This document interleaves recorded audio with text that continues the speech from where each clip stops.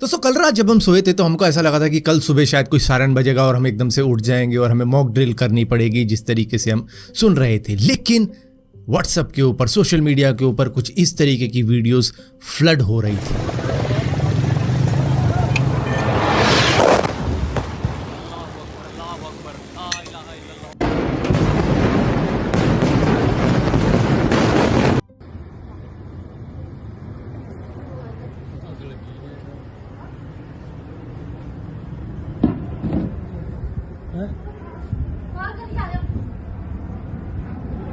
अब ये जो वीडियो आपने देखी ये सिर्फ पाकिस्तान के ऊपर किया गया कोई मिसाइल से अटैक नहीं था, ये एक वार्निंग थी, ये एक जस्टिस था और सबसे बढ़कर पहलगाम टेरर अटैक का एक जवाब था, ऑपरेशन सिंदूर। और इस पूरे ऑपरेशन के हो जाने के बाद में सुबह के 10 बजे कर्नल सोफिया कुरैशी ने और इसी के साथ साथ विंग कमांडर व्योमिका सिंह ने प्रेस कॉन्फ्रेंस के अंदर बताया था कि किस तरीके से इंडिया ने इस पूरे के पूरे ऑपरेशन सिंदूर को कंडक्ट किया था। मैं कर्नल सोफिया कुरैशी और मेरे साथ विंग कमांडर व्योमिका सिंह आज आपको 6 से 7 मई 2025 की रात 1:05 से 1:30 बजे के बीच भारतीय सशस्त्र बलों द्वारा अंजाम दिए गए ऑपरेशन सिंदूर के बारे में जानकारी देंगे। ऑपरेशन सिंदूर 22 अप्रैल को पहलगाम में हुए विभत्स आतंकवादी हमले के शिकार मासूम नागरिकों व उनके परिवारों को न्याय देने के लिए लॉन्च किया गया था। इस कार्रवाई में 9 टेररिस्ट कैंप्स को टारगेट किया गया और पूरी तरह से इसे बर्बाद किया गया। कुछ दिन पहले कश्मीर के पहलगाम के अंदर एक भयंकर टेरर अटैक हुआ था जिसके अंदर मासूम 28 सिविलियंस की जान ले ली गई थी जिनका कोई भी कसूर नहीं था। बस उनका कसूर ये था कि वो वहाँ पर एज ए टूरिस्ट घूमने के लिए गए थे और उस टेरर अटैक के अंदर उनका रिलीजन पूछकर उनको गोली मार दी गई थी, वो भी पॉइंट ब्लैंक पे। यहाँ पर इस टेरर अटैक के अंदर पाकिस्तान के ISI और लश्कर तैयबा का डायरेक्ट हाथ था, इन्वेस्टिगेशन के अंदर साफ साफ क्लियर हो चुका था। जिसके बाद में भारत के रक्षा मंत्री ने, इंडियन आर्मी ने, नेवी ने और एयरफोर्स ने एक संकल्प ले लिया था कि बदला लिया जाएगा और समय और स्थान हम ही चुनेंगे कि कहां पर स्ट्राइक करनी है पाकिस्तान को। लेकिन पूरा देश पूछ रहा था पूरे 14 दिन हो जाने के बावजूद भी कि कब बदला लिया जाएगा। लेकिन 7 मई की रात 1:05 से लेकर 1:30 तक एक ऑपरेशन ऐसा चला पाकिस्तान के अंदर जो कि वो अब से लेकर अपने दशकों तक याद रखेगा, जिसका नाम रखा गया ऑपरेशन सिंदूर, जिसके अंदर पाकिस्तान के 9 टेरर कैंप्स को बर्बाद कर रख दिया इंडियन एयरफोर्स ने, इंडियन नेवी ने और इंडियन आर्मी ने, क्योंकि तीनों ने जॉइंट ऑपरेशन किया था।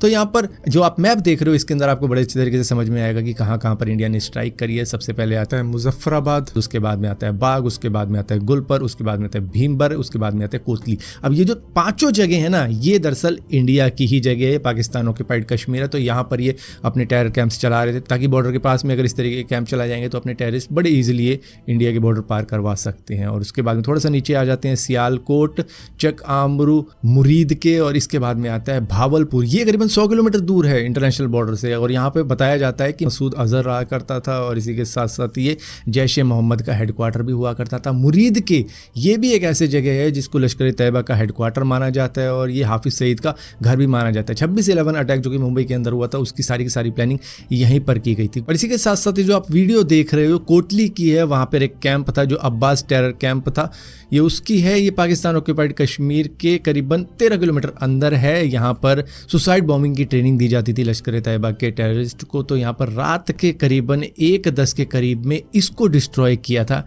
इंडियन एयरफोर्स ने। और इसके बाद में जो दूसरी वीडियो आप देख रहे हो गुलपर टेररिस्ट कैंप है कोतली के ही अंदर, ये 30 किलोमीटर अंदर है लाइन ऑफ कंट्रोल के। और इसी के साथ साथ यहाँ पर कंट्रोल सेंटर और बेस कैंप माना जाता है लश्कर तैयबा का, तो इसको भी डिस्ट्रॉय किया गया इंडियन एयरफोर्स द्वारा। जिस वक्त में मैं ये वीडियो रिकॉर्ड कर रहा हूँ उस वक्त में तो अभी तक ये 2 वीडियो ही निकली है। हाँ, अभी रिकॉर्ड करते करते और वीडियो मिल जाएगी तो वो मैं ऐड ज़रूर करूँगा इस वीडियो के अंदर।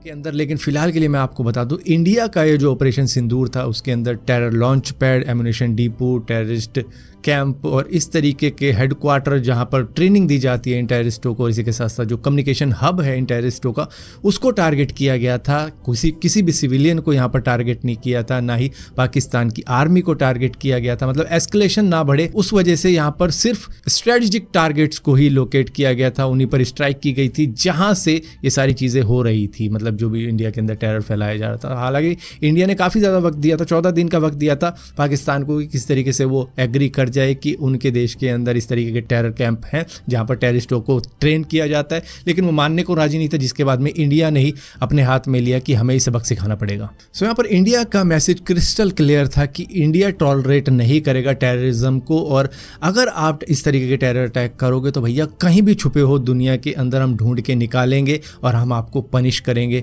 और जस्टिस इसी तरीके से सर्व किया जाएगा। वो देश नहीं है कि जहाँ पर आप किसी भी तरीके के अटैक कर दो उसके बाद में वो इग्नोर कर देगा, चुप हो जाएगा और यूएन में चला जाएगा, रो देगा इधर उधर जाके और बस ये कह देगा हम कंडेम करते हैं इस तरीके के टेररिज्म को, इस तरीके के अटैक को। नहीं, यहाँ पर जवाब दिया जाएगा, वो भी वक्त रहते दिया जाएगा, ज़्यादा डिले भी नहीं किया जाएगा। अब इतना कुछ हो जाने के बाद में पाकिस्तान ने अपना प्रोपेगेंडा शुरू कर दिया। रात में ही उन्होंने दिखा दिया कि किस तरीके से हमने 4 रफेल गिरा दिए, सुखोई गिरा दिए, हमने मिग गिरा दिए। तो इस तरीके की वो फेक न्यूज़ क्रिएट करने लग गए, जिससे कि लगे कि भैया पाकिस्तान की एयरफोर्स भी खाली नहीं बैठी है, उन्होंने भी अटैक किया है। तो उन्होंने फेक वीडियोस, ओल्ड वीडियोस और पुरानी फुटेज को चालू कर दिया और उसको कोलैब करके किस तरीके से बना दिया कि इस तरीके से पाकिस्तान आर्मी ने डिफेंड कर लिया अपनी कंट्री को, जबकि 9 जगह उनकी डिस्ट्रॉय कर दी गई, जो कि उन्हीं के आप समझ लो कि आर्मी कैंप थे या टेरर कैंप थे, क्योंकि उन्हीं की आर्मी सपोर्ट कर रही थी इस तरीके के टेरर कैंप को, वरना चलते नहीं है इस तरीके के टेरर कैंप किसी भी कंट्री के अंदर। इंडिया ने दरअसल पाकिस्तान के ऊपर इस तरीके की स्ट्राइक करने के बावजूद भी कोई भी लॉ वायलेट नहीं किया, कोई भी वॉर नहीं छेड़ी है। दरअसल उन्होंने यूज़ किया इंटरनेशनल लॉ का जो है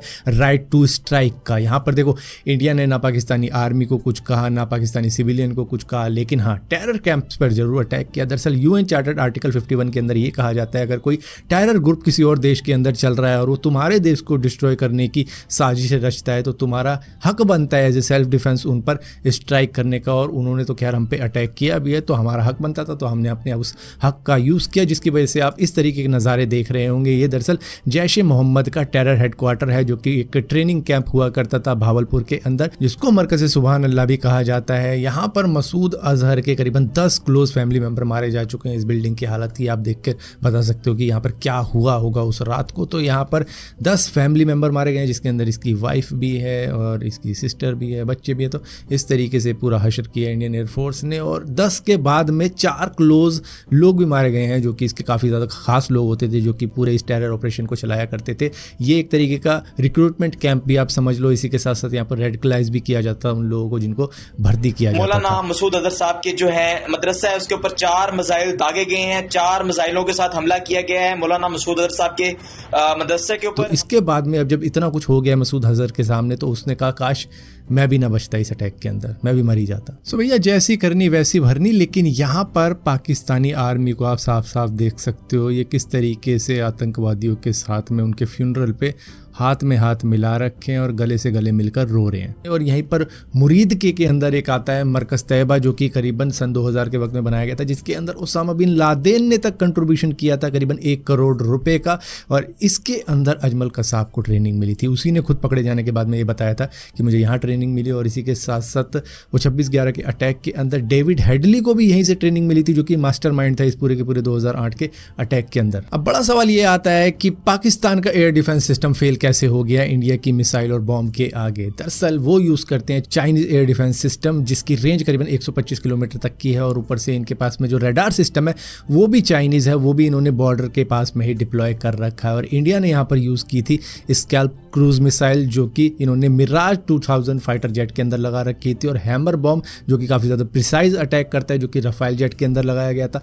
तो स्कैल्प क्रूज मिसाइल की करीबन 500 किलोमीटर तक की रेंज है। और अगर आप हैमर बॉम्ब की बात करोगे तो उसकी 70 से 80 किलोमीटर तक की रेंज है। तो यहाँ पर स्कैल्प क्रूज मिसाइल का यूज़ किया गया था भावलपुर के अंदर अटैक करने के लिए। और ये दोनों ही वेपन जो हमने यूज़ किए थे वो स्टेल्थ वेपन है, वो डिटेक्ट होने के लिए बनाए ही नहीं गए हैं। ऊपर से ज़मीन के बहुत ज़्यादा क्लोज जाकर अटैक करते हैं, तो ये रडार में उतनी आराम से आते नहीं। ऊपर से पाकिस्तान का सर्वेलेंस सिस्टम और रेडार ऑपरेशन जो चाइनीज से इन्होंने ले रखा है वो काफ़ी ज़्यादा एक्यूरेट नहीं है रात के वक्त में, और ना उतने ज़्यादा अलर्ट पे रहता है, जिसकी वजह से लो लाइट का फ़ायदा भी यहाँ पर इंडिया ने उठाया था इनके ऊपर अटैक करने के लिए। लेकिन हाँ, अगर थोड़ा सा ऊंचाई से अटैक किया जाता तो वो रेडार के अंदर आता, लेकिन फिर भी यहाँ पर इंडिया ने सारी की सारी प्लानिंग पहले से ही रिहर्स करके रखी हुई थी कि किस तरीके से स्ट्राइक की जाएगी। सो यहाँ पर ऑपरेशन सिंदूर के अंदर इनके टेरर कैंप पे जो स्ट्राइक की है इंडिया ने, उसमें 70 से ज़्यादा टेररिस्ट मारे गए हैं, जिसको पाकिस्तान ने कंडेम किया है कि हमारे टेरर कैंप के अंदर जो भी ये स्ट्राइक हुई है वो बिल्कुल ही गलत हुई है। दरअसल इसको हम एक्ट ऑफ वॉर मानते हैं, जहाँ पर कई सारे इंटरव्यू के अंदर पाकिस्तान को खुद को एक्सपोज करवा बैठे हैं कई सारे जो भी रिप्रेजेंटेटिव आए थे, क्योंकि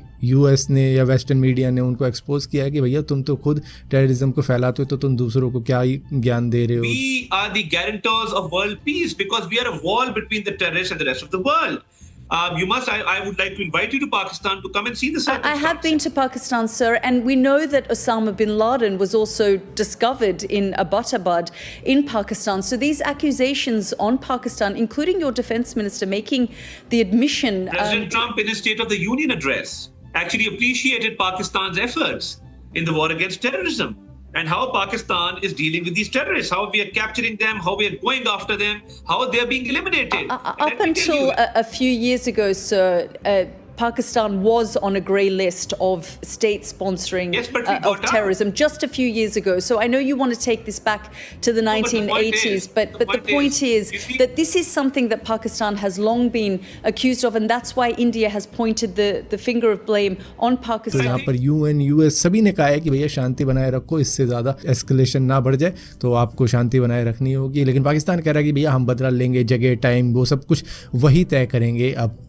आगे देखते हैं क्या होता है। इंडिया ने तो कह दिया कि भैया चलो करना है करो, इससे आगे भी बात बढ़ानी है तो भैया हम उसके लिए भी तैयार हैं, और पूरी तरीके से ब्लॉक करने के लिए कराची हमारी नेवल भी तैयार है, तो वहाँ पे नेवी भी ऑलरेडी डिप्लॉय हो रखी है, तो आपको करनी है वॉर, तो उसके लिए इंडिया फिर से तैयार है। क्योंकि यहाँ पर देखो पूरी दुनिया इस वक्त में पाकिस्तान के अगेंस्ट ही है, सभी कोई इनके टेररिज्म की ही बात करता है। यूएस भी इनका साथ नहीं देने वाला, रशिया भी इनका साथ नहीं देने वाला, और शायद एक वक्त में चाइना भी इनसे हाथ छुड़वा ले, क्योंकि जिस तरीके की चीज़ें कर रहे हैं शायद खुद मुस्लिम कंट्रीज़ भी इनका साथ नहीं देंगे, जिस तरीके की बातें है, जिस तरीके की चीज़ें ये कर रहे हैं इंडिया के खिलाफ में। और यहाँ पे हाँ तुर्की है एक जो शायद थोड़ी बहुत पीठ थपथपा सकता है, लेकिन वो भी एक वक्त में पीछे हट जाएगा। तो यहाँ पर पाकिस्तान की सिचुएशन कुछ ऐसी है इस वक्त में कि भैया क्या करें और क्या ना करें, तो जिसकी वजह से फेक प्रोपोगेंडा ही फैला रहे हैं कि भैया हमने इतने रफ़ाइल गिरा दिए, इतने मिग गिरा दिए, तो उससे ही खुश हो जाने दो पब्लिक को।